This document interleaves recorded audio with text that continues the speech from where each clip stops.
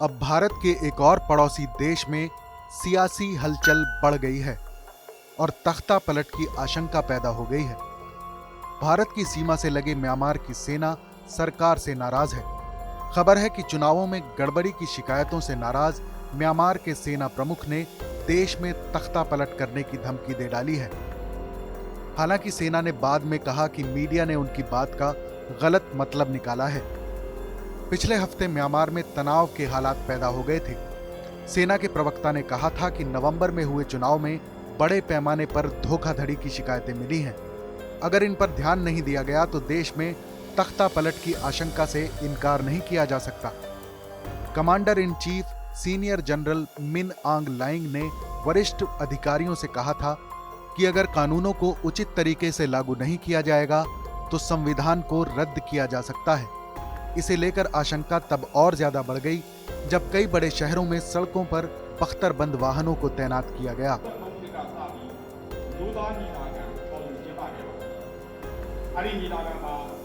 सेना ने शनिवार को एक बयान जारी करके कहा कि कुछ संगठनों और मीडिया ने ये बात बिना किसी आधार के कही है कि सेना ने संविधान को रद्द करने की धमकी दी है।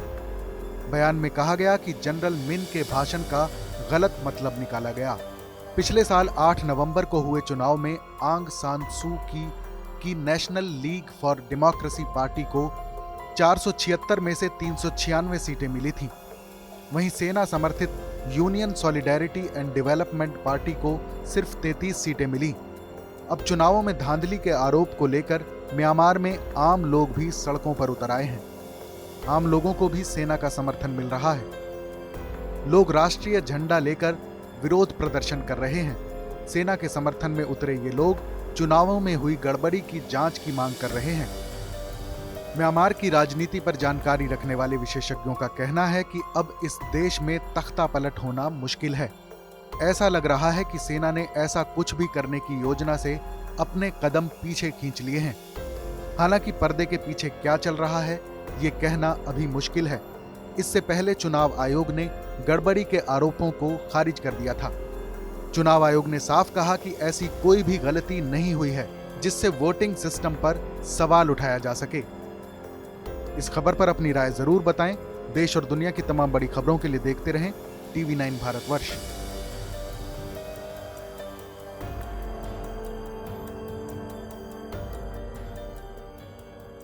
अड़ी सोमवार से शुक्रवार शाम 6 बजे सिर्फ TV9 भारतवर्ष पर।